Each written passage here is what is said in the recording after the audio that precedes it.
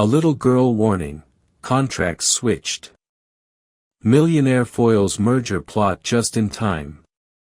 Before we dive in, hit the like button if you believe kindness can change the world. Enjoy the story. The glistening boardroom of Apex Dynamics buzzed with anticipation. Floor-to-ceiling windows overlooked the Manhattan skyline, where other deals worth millions were being struck in identical rooms. But this wasn't just any deal. This was Nathan Cross's moment of triumph. He adjusted his navy suit jacket, feeling the weight of success on his shoulders. At 31, he'd built a blockchain platform that revolutionized smart contracts. Today, he was merging with Fusion Global, doubling his company's value and securing his place among the tech elite.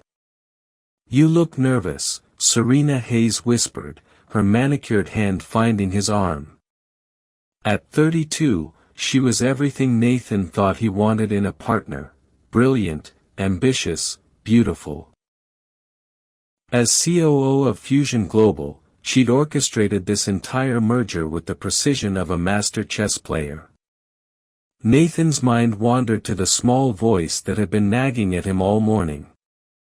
Anna, his girlfriend's 9-year-old stepdaughter, had been unusually quiet during breakfast. The little girl who usually chattered about everything from quantum physics to her favorite video games had barely touched her cereal. "Daddy Nathan," she'd said, a title that still made his heart skip, "can I see the contract again? The one with all the big words." He'd laughed it off. What could a 9-year-old possibly understand about corporate mergers? Now, as reporters filled the room and camera lights flickered on, Nathan wondered if he should have listened more carefully. Anna had a gift for seeing patterns others missed. It's what made her so good at coding, even at her age. But this was different. This was business. What happens when we ignore the smallest voices in the room? Sometimes, they're the ones seeing everything clearly. 3 days earlier, Anna sat cross-legged on the plush carpet of Serena's home office, her iPad propped against a stack of legal documents that towered like a paper skyscraper. To most adults passing by, she looked like any other kid playing games on a tablet, lost in the colorful world of digital entertainment. But Anna wasn't playing. She was learning, absorbing, processing information with the hungry intensity of a sponge soaking up water. The office itself was a study in controlled elegance, cream-colored walls adorned with expensive abstract art, a glass desk that seemed to float in space, and built-in bookshelves filled with leather-bound volumes that looked more decorative than functional. It was the kind of room that whispered success in hushed, expensive tones. "Practice makes perfect," Anna whispered to herself, repeating the mantra her late mother Amelia used to say whenever they tackled homework together. Reading legal documents had become Anna's way of feeling grown up, of preparing for a world that often seemed too big and complicated for someone who barely reached most adults' waists. Since her mother's death 18 months ago, words had become her sanctuary. While other kids her age were mastering TikTok dances or collecting Pokemon cards, Anna found comfort in the precise language of contracts, the mathematical certainty of financial statements, the logical flow of legal arguments. It was a way of keeping her mother's memory alive. Amelia had been a paralegal before illness forced her into early retirement, and she'd always encouraged Anna's precocious interest in the law. The printer in the corner hummed to life with mechanical efficiency, spitting out page after page of dense text. The sound made Anna's eyes light up like Christmas morning. New reading material was always exciting, but legal documents were especially fascinating because they told stories. Stories about money and power, about who won and who lost in the great game of business. She crawled across the carpet with the fluid grace that only children possess, her knees making no sound on the thick Persian rug that probably cost more than most people's cars. The pages were still warm from the printer, carrying that distinct smell of fresh ink and possibility that Anna had learned to associate with important things happening. The header made her heart race with excitement. Confidential Merger Agreement Final Draft, Apex Dynamics, Fusion Global. This was it, the mysterious document that had consumed so much of Nathan and Serena's attention over the past few weeks. This was different from the summary Nathan had shown her the night before when she'd asked about his big business meeting. Different from the simplified explanation that made it sound like two friends deciding to share their toys. Anna settled back against the wall, her legs tucked beneath her in the lotus position she'd learned in the yoga classes Serena insisted she attend. The document was 47 pages long, she always counted, and filled with the kind of complex language that made most adults' eyes glaze over. But Anna had learned to navigate legal prose the way other kids learn to read maps in video games. She began to read with the methodical patience her mother had taught her, her finger tracing each line to maintain focus. Most of it was standard boilerplate language, definitions, whereas clauses, representations and warranties that were as predictable as sunrise.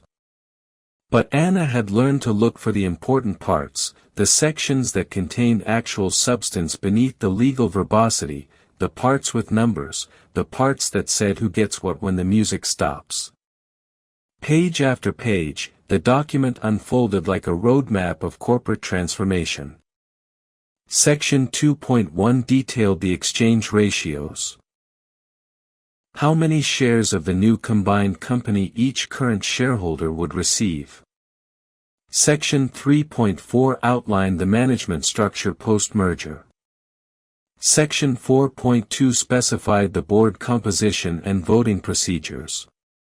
But it was on page 15 that Anna's blue eyes narrowed with the intensity of a detective spotting a crucial clue. Section 4.7, Transfer of Voting Rights. Upon completion of merger, majority voting control, 51%, shall transfer to Fusion Global Management, specifically to be exercised by the Chief Operating Officer in consultation with the Board of Directors, with sole authority including but not limited to decisions regarding strategic direction, major capital expenditures exceeding $500,000, executive compensation, and potential future acquisitions or divestitures. Anna read the paragraph 3 times, each reading making her more confused and increasingly worried. This wasn't what Nathan had explained to her just yesterday when she'd asked him to tell her about the merger in kid language. He'd said it was a partnership, that he and Serena would share control equally, that it was like two kids combining their Lego sets to build something bigger and better together. But this document told a completely different story. This document said that after the merger, Fusion Global, which meant Serena, would control 51% of the combined company. That meant Serena would have the power to outvote Nathan on any major decision. That meant Nathan wouldn't really be a partner at all. He'd be a minority owner in his own company. Anna's heart began to race, the way it did when she found a particularly tricky bug in her coding projects. Something was wrong here, very wrong. She grabbed her iPhone, the rose gold one Nathan had given her for emergencies and staying in touch with family, and carefully photographed each page of the document. Her mother Amelia had taught her to always take pictures of important things, especially when they involved money or legal matters. Evidence, Amelia had called it during those long hospital stays when she was teaching Anna about the world's harsh realities. Always keep evidence, sweetheart. Grown-ups sometimes forget things when it's convenient for them to forget, but pictures don't lie. As Anna worked her way methodically through the document, photographing each page with the precision of a forensic investigator, she began to notice other troubling details. The signature authority clauses were different from what Nathan had described. The termination provision seemed heavily weighted in Fusion Global's favor. Even the arbitration clause specified that any disputes would be resolved in Delaware, Fusion Global's home state, rather than New York, where Apex Dynamics was headquartered. Separately, each clause might seem like minor legal technicalities. Together, they painted a picture that made Anna's stomach twist with anxiety. This wasn't a merger between equals. This was a takeover disguised as a partnership. The sound of approaching footsteps in the hallway made Anna quickly stack the papers and return to her iPad, opening a coding game she'd been working on. The familiar interface of colorful blocks and logical sequences felt comforting after the disturbing complexity of the merger agreement. Serena Hayes appeared in the doorway like a fashion magazine come to life, her cream-colored silk blouse perfectly pressed, her auburn hair styled in that effortless way that probably took an hour to achieve. Her smile was warm and practiced, the kind of expression that had probably charmed boardrooms full of executives and secured million-dollar deals. "What are you up to, sweetheart?" Serena asked, her voice carrying that particular tone adults used when talking to children, simultaneously affectionate and slightly condescending. "Just reading," Anna replied, not looking up from her screen where she was arranging code blocks to make a digital cat dance across the display. The lie came easily, another skill she'd learned since her mother's death. Sometimes adults weren't ready to hear the truth, especially when the truth was complicated or inconvenient. Serena's eyes darted to the printer, then to the scattered documents on her desk, then back to Anna with the quick, assessing gaze of someone who missed nothing. Something flickered across her perfectly made-up face, an expression too quick for most people to catch, gone almost before it appeared. But Anna caught it. She'd become an expert at reading adult faces since her mother got sick, learning to interpret the subtle signs that told her when grown-ups were worried, angry, or lying. And what she saw on Serena's face in that split second made her blood run cold: fear. Serena was afraid. Not the kind of fear that comes from watching a scary movie or being startled by a loud noise. This was deeper, more calculating. This was the fear of someone who had secrets and was terrified they might be discovered. "Well, don't stay up here too long," Serena said, her voice returning to its normal cheerful register, as if that moment of fear had never existed.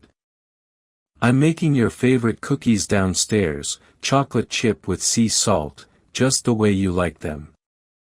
Anna nodded and smiled, playing her part in this elaborate game of pretense. But inside, her mind was racing with questions and connections, patterns and possibilities. She'd learned enough about business from her mother and from watching Nathan work to understand that something wasn't right about this merger. The question was, what was she going to do about it? As Serena's footsteps faded down the hallway, Anna looked at her phone, scrolling through the photographs she'd taken, 47 pages of evidence. 47 pages that told a story very different from the one Nathan thought he was living. Her mother's voice echoed in her memory, "Sometimes, sweetheart, the most important thing you can do is tell the truth, even when it's scary, especially when it's scary." Anna took a deep breath and began composing a text message to the one adult she trusted to understand the gravity of what she discovered: Edward Stone, Nathan's retired lawyer and the closest thing to a grandfather she had left in the world. Have you ever noticed how children see the truth adults try to hide? Their innocence becomes their superpower. Edward Stone had seen enough corporate takeovers in his 40-year career to smell one from 3 city blocks away. At 66, the retired lawyer moved slowly, thanks to arthritis that reminded him daily of his advancing years, but his mind remained sharp as a surgical scalpel and twice as precise. His weathered hands trembled slightly as he poured coffee in Nathan's downtown office, but those tremors came from age, not uncertainty. When it came to legal matters, Edward's instincts were as reliable as sunrise. The office that surrounded them was a testament to Nathan's meteoric rise in the fintech world, floor-to-ceiling windows offering a panoramic view of Manhattan's financial district, modern art that probably cost more than most people's annual salaries, and technology so advanced it seemed borrowed from the future. But Edward's focus wasn't on the trappings of success. It was on the young man sitting across from him, stress etched in every line of Nathan's face like worry carved in marble. "This merger feels too smooth," Edward said, settling his ancient bones into the leather chair that probably cost more than his first car. His gray eyes, magnified behind wire-rimmed glasses that had seen decades of legal battles, studied Nathan with the intensity of a scientist examining a specimen. "In 40 years of practice, I've learned that when everyone's happy in a business deal, someone's lying. Usually to themselves." Nathan looked up from his laptop, exhaustion evident in the dark circles under his eyes and the way his usually perfect hair looked like he'd been running his fingers through it. The young entrepreneur who'd once radiated confidence now seemed diminished, uncertain, like a man standing on quicksand disguised as solid ground. "Edward, I appreciate the concern, truly I do," Nathan said, his voice carrying the weariness of someone who'd been having the same conversation in his head for weeks. "But Serena's team has been transparent about everything.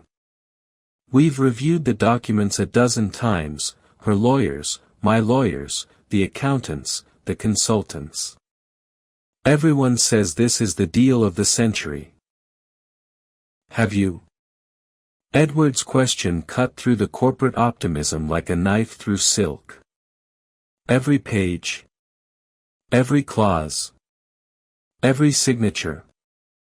Every footnote and addendum and rider." The question hung in the air between them like smoke from an extinguished candle. Nathan shifted uncomfortably in his ergonomic chair, the kind of movement that told Edward everything he needed to know about the answer. Truth was, Nathan had skimmed most of the merger documents, not out of laziness or arrogance, but because Serena had walked him through the highlights with such confidence and clarity that deeper scrutiny seemed unnecessary. Her lawyer, Victor Reed, had assured him everything was standard boilerplate, the kind of legal language that looked complicated but was really just fancy ways of saying simple things. Victor Reed, Edward repeated slowly when Nathan mentioned the name, rolling it around on his tongue like a wine taster detecting something unpleasant. His coffee cup paused halfway to his lips, and something shifted in his expression, a subtle hardening that spoke of old battles and bitter memories. "Do you know the name?" Nathan asked, leaning forward with sudden interest. Edward's laugh held no humor whatsoever, more like the sound a snake might make if snakes could express irony. "Tall fellow, slicked back hair that looks like it was styled with motor oil, talks fast and blinks too much when he's nervous, has a habit of adjusting his tie when he's about to lie." That's actually a pretty accurate description. "How do you?" "I sued him 8 years ago," Edward interrupted, his voice carrying the weight of old grievances and hard-won victories. "Caught him forging signatures on real estate contracts, creating fake documentation for property transfers that didn't legally exist.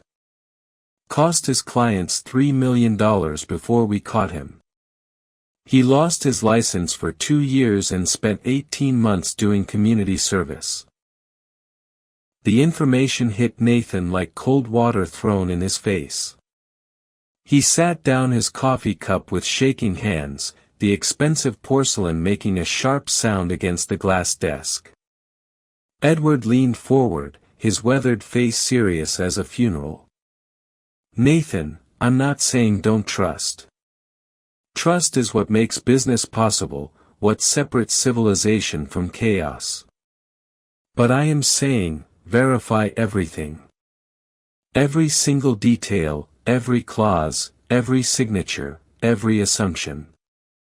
Nathan's phone buzzed against the glass desk, the sound unnaturally loud in the sudden tension of the moment. A text message from Serena lit up the screen, along with her contact photo, a professional headshot that captured her beauty and intelligence in equal measure, the kind of image that belonged on magazine covers or corporate websites. "Baby, where are you?" Her voice carried through the speaker with that slight breathlessness that had once charmed him, but now sounded almost manufactured. "Everyone's asking for you. The reporters are getting restless, and the investors are starting to check their watches." "Just needed a minute," Nathan said, hearing the uncertainty in his own voice, like a man listening to a stranger speak with his mouth. "Nathan," Serena's tone shifted, becoming softer, more intimate, the voice she used late at night when they talked about their future together. "I know this is scary. Big changes always are. Moving to the next level, combining our lives and our businesses, it's natural to feel overwhelmed."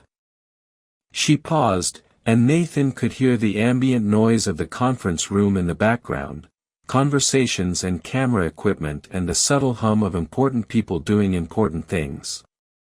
"But think about what we're building together," she continued, her voice warm with promise and possibility. "Think about our future, the company we'll create, the life we'll have, the family we'll be. This is just the beginning, Nathan. The beginning of everything we've dreamed about, our future." The words should have filled him with warmth and excitement, should have banished his doubts like sunrise burning away darkness. Instead, they made his skin crawl with an unpleasant sensation he couldn't quite identify. There was something in the way she said, "our future," that sounded less like sharing and more like claiming. "Serena, can I ask you something?" Nathan said, his voice carrying a note of desperation he couldn't quite suppress. "Of course, baby, anything." The voting rights clause in Section 4.7. The silence that followed was so complete, Nathan wondered if the call had been dropped. When Serena spoke again, her voice had changed subtly, carrying an edge of impatience carefully disguised as concern. "Nathan, honey, we've been through this. It's just legal language, technical specifications that don't change anything between us. You know I would never do anything to hurt you or undermine what we've built together." But something in her voice had shifted, like tectonic plates moving beneath the surface of politeness, a tightness, a defensiveness, the sound of someone who'd been asked a question they'd hoped to avoid. "I'd like to review it one more time," Nathan said, the words coming out before he could stop them, "just to make sure I understand exactly what, Nathan." The warmth was completely gone from her voice now, replaced by something that sounded almost like a warning. "There are 200 people waiting in that conference room. The media is here, our investors, our partners, our lawyers, everyone who matters in our industry is watching this moment. I can't just what?" The words exploded from Nathan's mouth with surprising force. "Be careful with my own company. Make sure I understand what I'm signing. Take responsibility for a decision that will affect the rest of my life." Another silence, this one even more complete than the first. When Serena spoke again, her voice was cold as January wind. "Don't be difficult about this, Nathan." The line went dead with the finality of a door slamming shut. Nathan stared at his reflection in the bathroom mirror, seeing a stranger looking back at him, 31 years old, worth $50 million, founder of a company that had revolutionized an entire industry, and he felt like a child who just realized the adults around him had been lying about something fundamental. The woman he'd been planning to propose to after the merger signing had just revealed something ugly beneath her polished exterior. The business deal he'd thought was a partnership had started to look like something else entirely. And the 9-year-old girl who'd been trying to warn him was the only person in his life who seemed to be telling him the truth. Nathan took a deep breath, straightened his tie, and prepared to walk into a room full of people who were about to discover that sometimes the most important moments in business have nothing to do with contracts or signatures or corporate strategy.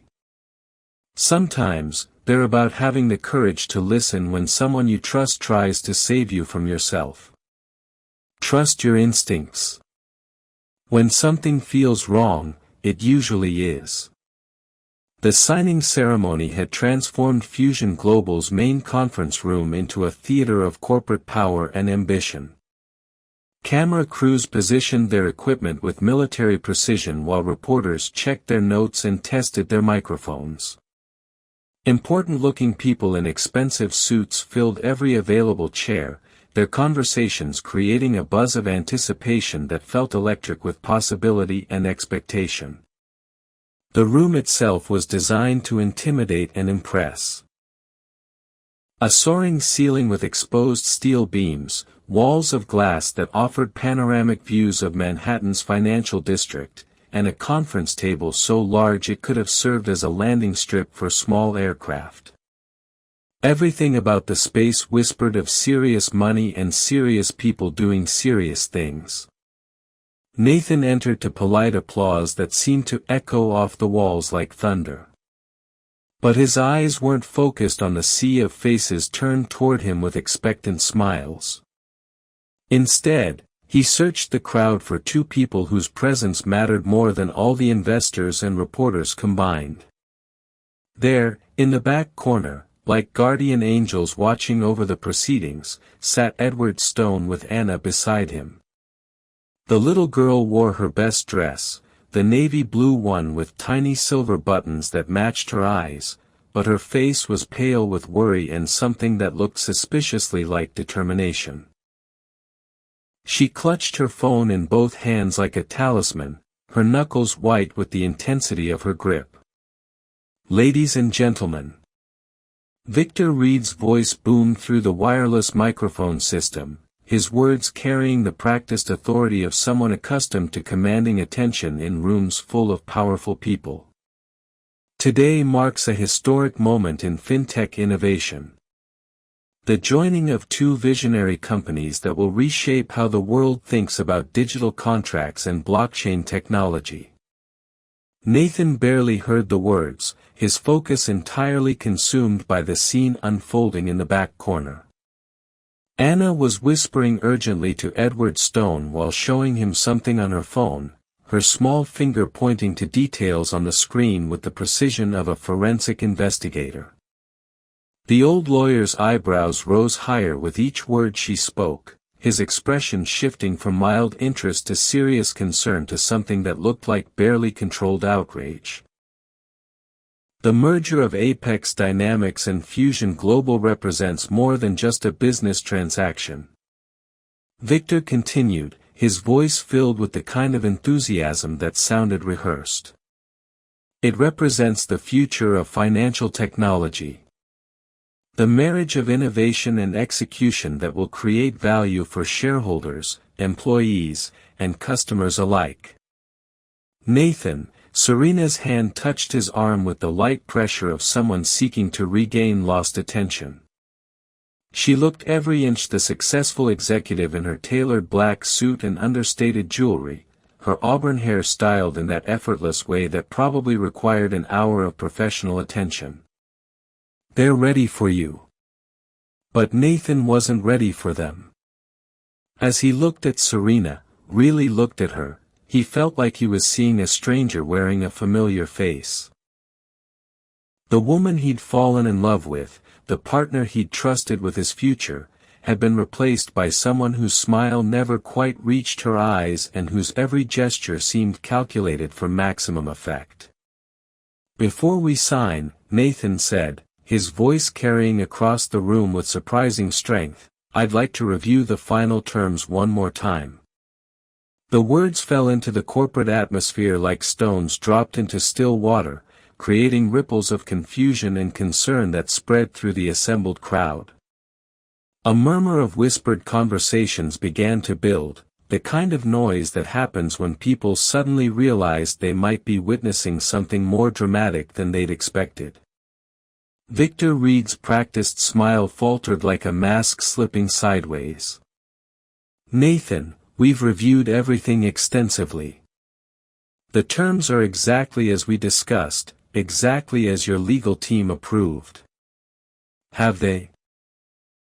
Nathan stepped away from Serena, putting physical distance between himself and the woman who'd promised to share his future. "Because I'm starting to wonder if everyone's been reading the same document."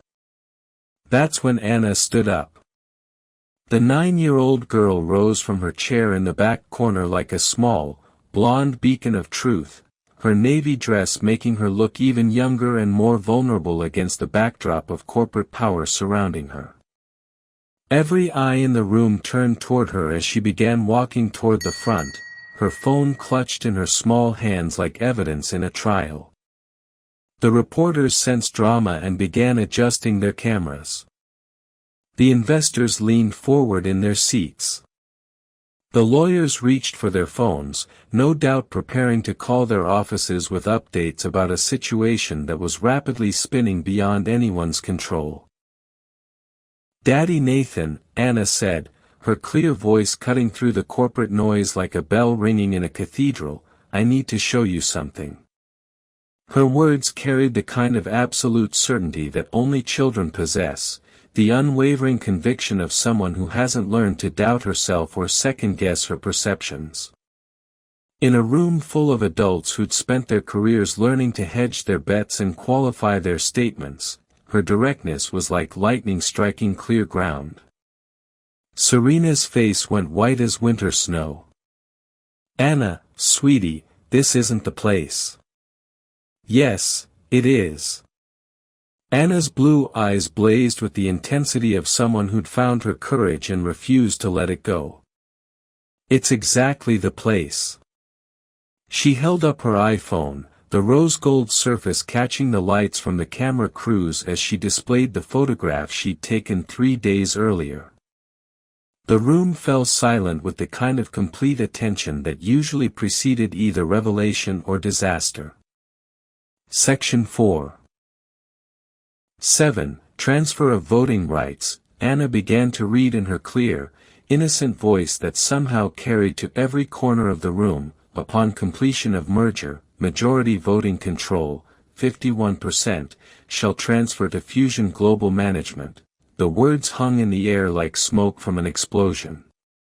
Nathan felt the ground shift beneath his feet, as if the building's foundation had suddenly become uncertain. The partnership he believed in, the equal merger he'd been promised, was revealed to be something else entirely. "That's not what you told me," Nathan said, his voice barely above a whisper, but somehow audible to everyone in the suddenly silent room. Serena's composure began to crack like ice under pressure. "Nathan, please. Anna doesn't understand business terminology. She's taking things out of context. She understands numbers." Edward Stone's weathered voice rang out as he joined them at the front of the room, his age-spotted hand steady as he opened a folder he'd been carrying. "And she understands when adults are lying." The old lawyer's words fell into the corporate silence like bombs detonating in slow motion. Around the room, reporters began scribbling notes furiously while camera operators zoomed in on the unfolding drama.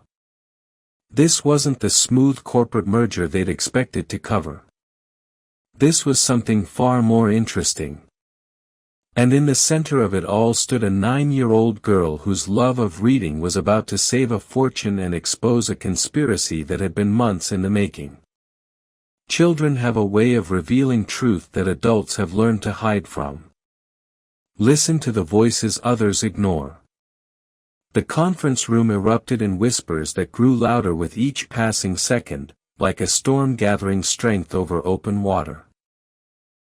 Camera operators swung their equipment toward the unfolding drama while reporters frantically scribbled notes, their usual professional composure cracking as they realized they were witnessing something far more explosive than a routine corporate merger.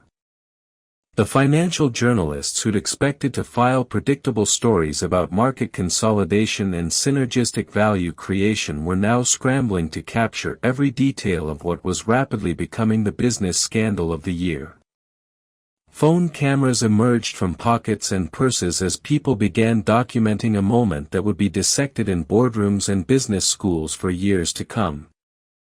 Serena Hayes stood frozen at the front of the room, feeling 32 years of careful planning and meticulous manipulation crumbling around her like a house of cards in a hurricane.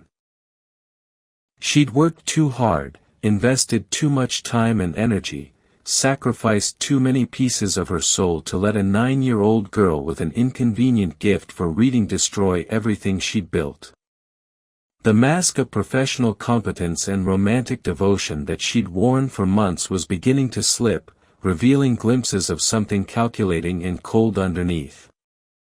But Serena had spent her entire career learning to perform under pressure, to maintain composure when everything was falling apart.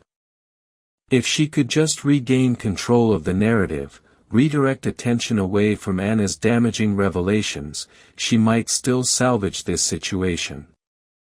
"Nathan, please," she said, summoning tears that appeared on cue with the practiced precision of a skilled actress.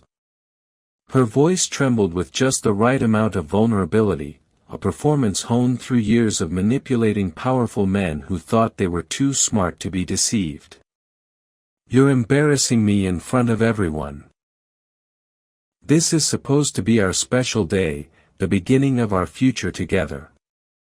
She paused, letting the weight of her words settle over the room like perfume designed to mask an unpleasant odor.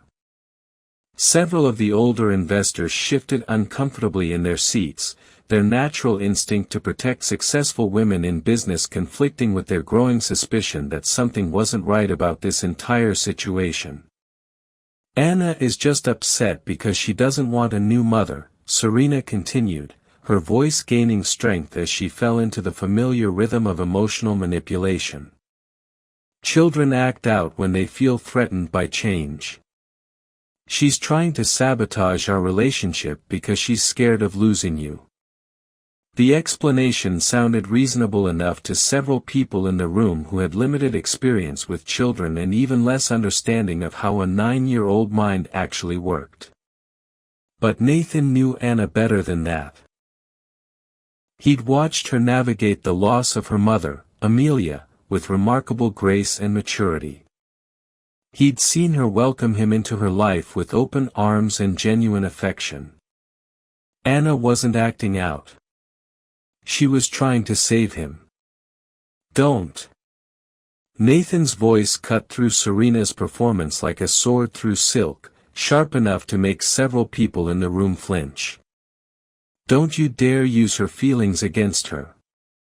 Don't you dare suggest that a child who lost her mother and welcomed me into her life is somehow sabotaging anything." But doubt flickered across Nathan's face like shadows cast by passing clouds, and Serena saw it. With the predatory instincts of someone who'd built her career on reading people and exploiting their weaknesses, she pressed her advantage with the ruthless efficiency of a chess master who'd spotted a path to victory.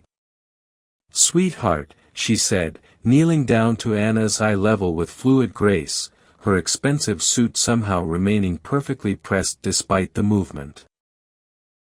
Her voice became soft and maternal, the tone she'd practiced for months while learning to play the role of caring stepmother. "I know this is scary. Change is always hard, especially for someone who's already lost so much.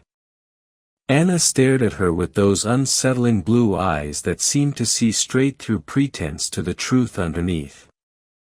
For a moment, Serena felt genuinely unnerved by the intensity of that gaze, as if a child were somehow looking directly into her soul and finding it wanting. "But Daddy Nathan and I love each other," Serena continued, her voice warm with manufactured sincerity. "We want to build something beautiful together, a family, a future. We want to take care of you and give you everything you could ever want or need." The words hung in the air like honey-coated poison, sweet on the surface but toxic underneath. Several people in the room nodded unconsciously, their natural sympathy for family drama overriding their business instincts. But Anna didn't flinch. She didn't cry or run or retreat into the kind of emotional response that might have validated Serena's narrative. Instead, she stood perfectly still and spoke with the kind of devastating clarity that only comes from complete certainty. "You don't love him. You love his company." The words fell into the corporate silence like stones dropped into still water, creating ripples that spread through the assembled crowd with increasing intensity. It was a statement so simple, so direct, and so obviously true that it hit everyone in the room like a physical blow.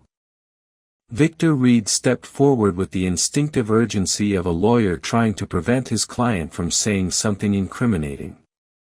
His usually confident demeanor was starting to crack around the edges like expensive paint exposed to harsh weather. "Ladies and gentlemen," he said, his voice carrying forced authority that fooled no one, "perhaps we should take a brief recess. Emotions are running high, and family matters shouldn't be resolved in public forums. This is, after all, supposed to be a business meeting." "No." Edward Stone's weathered voice commanded attention with the kind of absolute authority that comes from decades of courtroom battles and hard-won victories. "No recess. No delays. No attempts to sweep this under the rug or handle it behind closed doors." The old lawyer opened his briefcase with deliberate precision, his age-spotted hands steady despite the tremor that usually affected them. He'd spent the previous night reviewing every document Anna had photographed, comparing them line by line with the original merger agreements Nathan had shown him weeks earlier. "Nathan, look at these documents," Edward said, spreading papers across the polished conference table like evidence in a murder trial. "Really look at them. Not the summaries or the explanations or the reassurances. Look at the actual words on the actual pages." The papers seemed to glow under the conference room lights, 47 pages of legal language that told a story very different from the one Nathan thought he'd been living. Edward's voice carried the weight of 40 years of legal experience as he began to dissect the deception with surgical precision. "The voting rights clause has been changed from equal partnership to majority control by Fusion Global," he said, his finger tracing the relevant text. "The signature authority has been transferred from joint decision-making to unilateral power exercised by Fusion Global's chief operating officer." Nathan's hands shook as he examined the documents, his face growing paler with each revelation. The merger he believed would secure his future was actually designed to steal it. "Even the arbitration clause has been modified," Edward continued relentlessly. "Any disputes will be resolved in Delaware, under Delaware law, using arbitrators selected by a panel controlled by Fusion Global. You wouldn't just be signing away your company, Nathan. You'd be signing away any legal recourse to get it back." Every change was subtle but devastating. Separately, they might seem like minor legal adjustments, the kind of technical modifications that lawyers made all the time. Together, they constituted a complete takeover disguised as a partnership. There's more, Edward said, his gray eyes hard as steel behind his wire-rimmed glasses. The audit certification signature, it belongs to a firm that went out of business 6 months ago. The letterhead is fake. The seal is forged. The entire document is fraudulent. All eyes turned to Victor Reed, whose confident demeanor was melting like snow in sunshine. His expensive suit suddenly looked like a costume. His slick back hair like a disguise that was no longer fooling anyone. That's just an administrative error," he stammered, his voice lacking any of its earlier authority. "Sometimes these things get mixed up in the document preparation process. It doesn't mean anything significant, does it?" Edward's voice carried the cold fury of someone who'd spent his career fighting corruption and had no patience for lies. "Because I called the state certification board this morning. I spoke to 3 different officials who confirmed that this signature is identical to the forged signatures you used in the Hartwell real estate case 8 years ago." The revelation hit the room like lightning striking a tree, illuminating everything in stark detail for one brilliant moment before the thunder followed. The Hartwell case had been major news in legal circles, a complex real estate fraud that had cost investors millions and sent several people to prison. "The same case that cost you your license for 2 years, Edward continued, his voice growing stronger with each word, "the same case where you were convicted of document fraud and served 18 months of community service. The same case that should have ended your legal career permanently." Victor Reed's face went from pale to gray to an unhealthy shade of green. Several investors were already reaching for their phones, no doubt calling their legal teams to discuss potential criminal liability for participating in what was clearly a fraudulent transaction. The room was dead silent, except for the mechanical whir of camera equipment and the soft scratching of reporters' pens against paper. Even the air conditioning seemed to have stopped working, as if the building itself was holding its breath.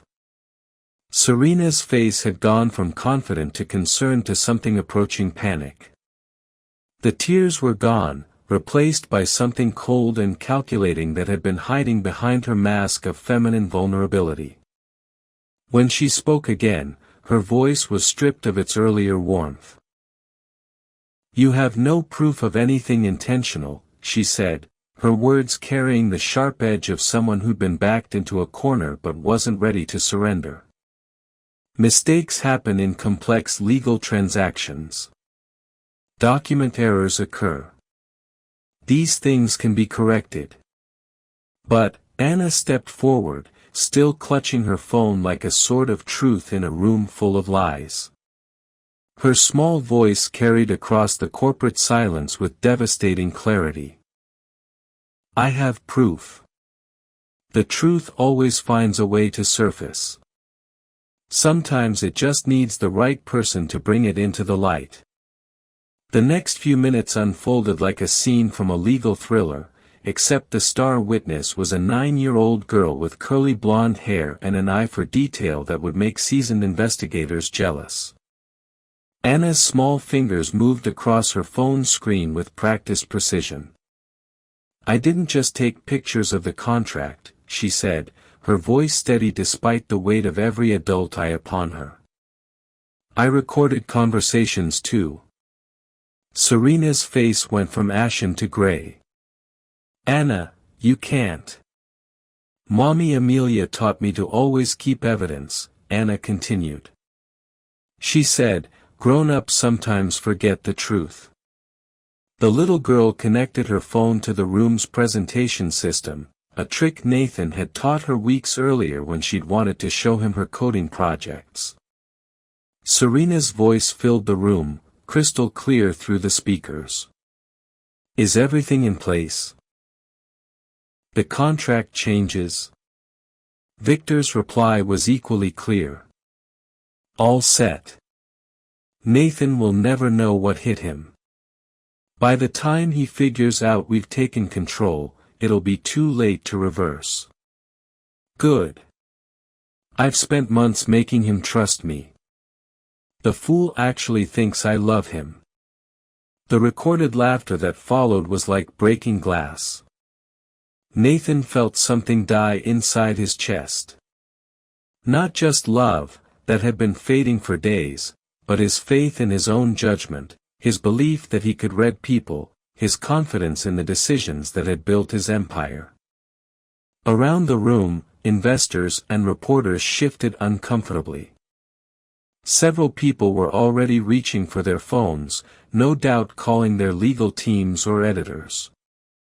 But Anna wasn't finished.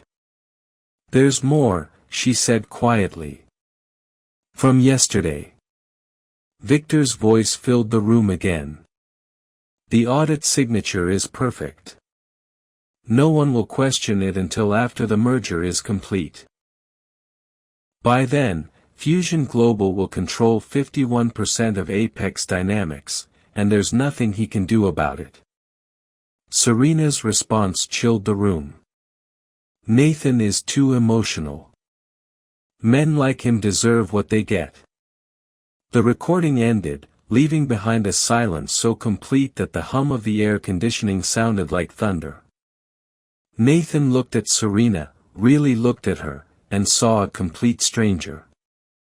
The woman who had shared his bed, his dreams, his future plans, was nothing more than an elaborate lie. "How long?" he asked, his voice barely above a whisper. Serena straightened, her mask finally completely gone. "How long what? How long have you been planning this?" Her smile was sharp enough to cut glass. "Since the day I met you, Nathan. You were so eager to be loved, so desperate to trust someone.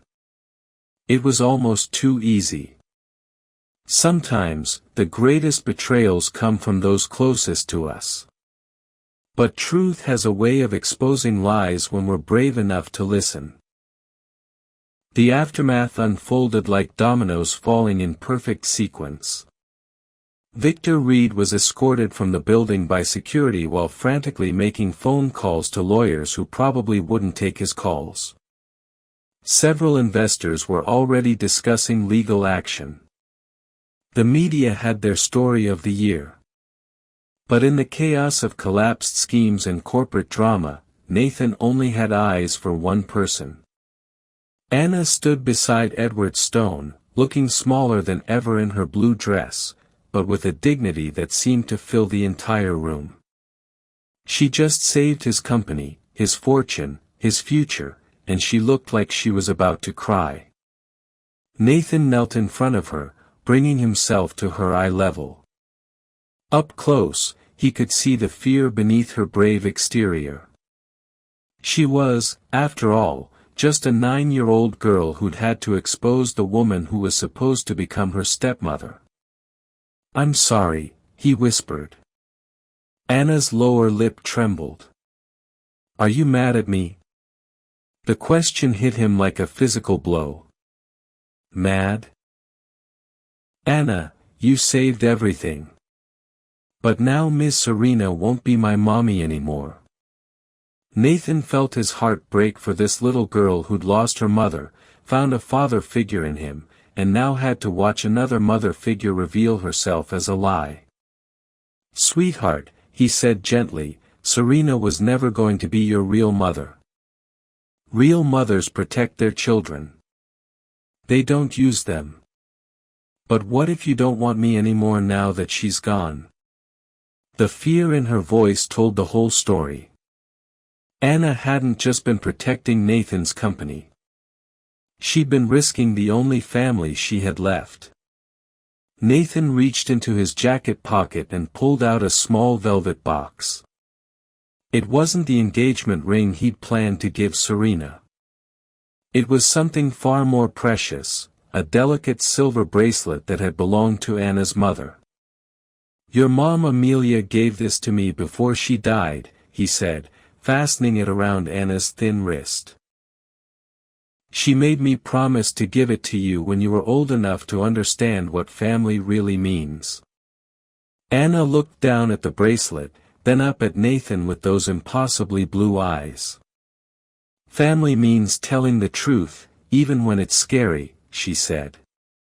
Especially when it's scary, Nathan agreed. Edward Stone cleared his throat softly.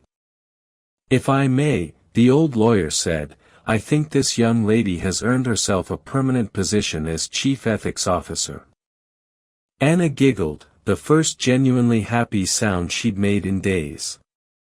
Do I get a salary? You get something better, Nathan said, pulling her into a hug. You get a father who will never, ever stop listening to you. Family isn't just about blood or marriage certificates. It's about people who choose to protect and believe in each other.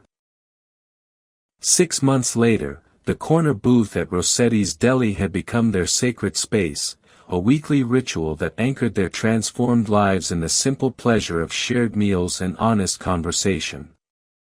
Every Sunday at exactly 1 o'clock, Nathan, Anna, and Edward Stone would meet for lunch in what they'd started calling their weekly board meeting, part business discussion, part family time, and entirely genuine. The deli itself was nothing fancy, just a neighborhood institution that had been serving the same families for 3 generations, red checkered tablecloths, black and white photos of old New York on the walls, and the kind of authentic atmosphere that no amount of money could manufacture. It was exactly the kind of place where real relationships were built over pastrami sandwiches and honest conversation. Today, Anna was explaining her latest coding project between enthusiastic bites of her grilled cheese sandwich, her blue eyes bright with the excitement that came from solving complex problems and creating something new. At 9 years old, she was already building applications that made Nathan's blockchain platform more user-friendly, translating complex financial technology into interfaces that ordinary people could understand and trust. And then I added a feature that highlights any contract changes in red, she said, her small hands gesturing expressively as she described her work, like if someone tries to change important numbers or voting rights or signature authority, the whole section turns red so nobody can miss it. Edward Stone chuckled, the sound warm with affection and admiration as he spread mustard on his pastrami sandwich with hands that shook slightly but remained remarkably steady when it came to the important things. Trust a child to solve in code what lawyers have been fighting about for centuries. Sometimes the simplest solutions are the most elegant. Nathan smiled, watching his daughter, because that's exactly what she was now, officially and completely, navigate between her tablet and her lunch with the same methodical precision she applied to everything from homework to high-stakes business analysis. The adoption papers had been finalized 3 weeks ago, making legal what had been true in their hearts for months. Anna Collins was now Anna Cross, and Nathan had never been prouder of any signature in his entire life. The ceremony had been small and private, just the 3 of them and a family court judge who'd remarked that she'd never seen a child more excited about the legal process of adoption. Daddy Nathan, Anna said, looking up from her tablet with the slightly mischievous expression that usually preceded her most brilliant ideas, I've been thinking about the company slogan. Apex Dynamics had been rebuilding its reputation slowly but surely since the merger scandal. The media attention from the failed Fusion Global deal had actually brought in new clients, small businesses and individual investors who valued a company that chose ethics over profit, that had proven it would rather lose a deal than compromise its principles. The publicity had been intense, but ultimately positive. Stories about the 9-year-old girl who'd saved a $50 million company from corporate theft had captured the public imagination, leading to speaking engagements, consulting opportunities, and a level of trust that most financial firms spent decades trying to build. What about the slogan? Nathan asked, genuinely curious about what his daughter's remarkable mind had produced. Anna turned her tablet around with a flourish, showing him a mock-up of their company website with new text displayed prominently across the top of the homepage: "We sign with integrity. Powered by truth." Nathan felt his throat tighten with emotion as he read the words.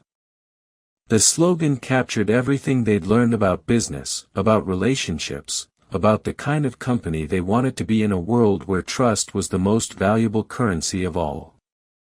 "It's perfect," he said, his voice thick with pride and love.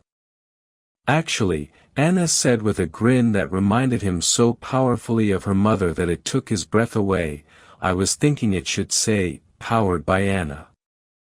You know, for accuracy."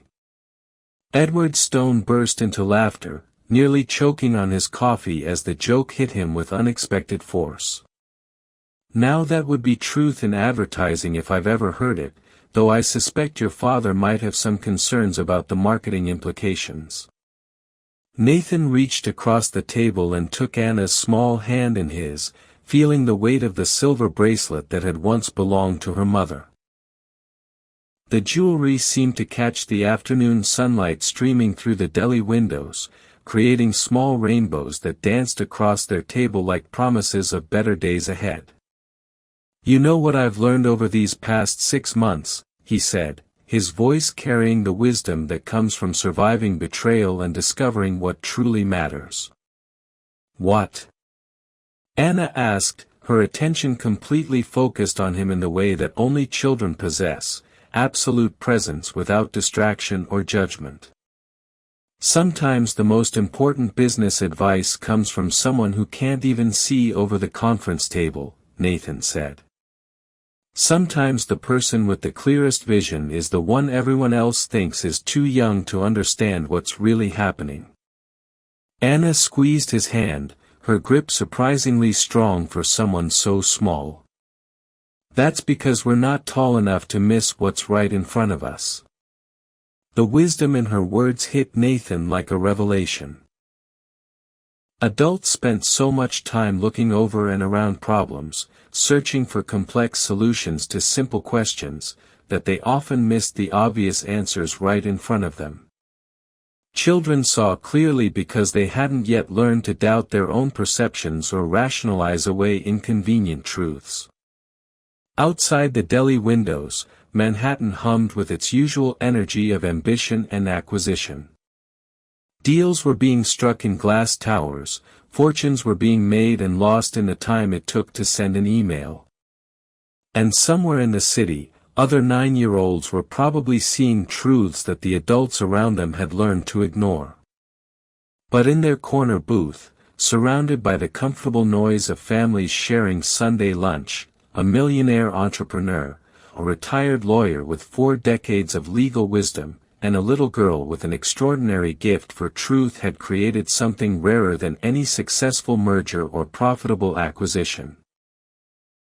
They'd created a family built on honesty, trust, and the revolutionary idea that the smallest voice in the room might be the one everyone most needs to hear. They'd learned that success wasn't just about building companies or accumulating wealth. It was about having people in your life who cared enough about you to tell you the truth, even when that truth was scary or inconvenient or threatened everything you thought you wanted. As they sat together in the warm afternoon light, planning next week's projects and sharing stories about their day, Nathan realized that he'd finally found what he'd been searching for all along, not a business partner or a romantic relationship or a path to greater success, but a family that chose to protect each other through honesty, courage, and unconditional love.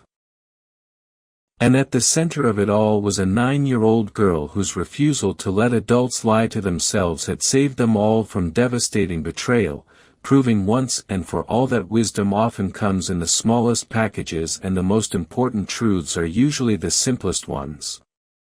The most profound wisdom often comes from the most unexpected sources. Who in your life have you been overlooking? What truth might they be trying to tell you that you haven't been ready to hear? Sometimes we need to get down to a child's eye level to see clearly again, to remember that the most important questions have simple answers if we're brave enough to listen. If this story touched your heart, share it with someone who needs to remember that truth and family are worth more than any deal or dream of success. Like this video if you believe in the power of listening to the voices others ignore. And subscribe to hear more stories about courage, truth, and the extraordinary wisdom that lives in ordinary moments, because sometimes the smallest voice in the room is the one that can save everything we hold dear.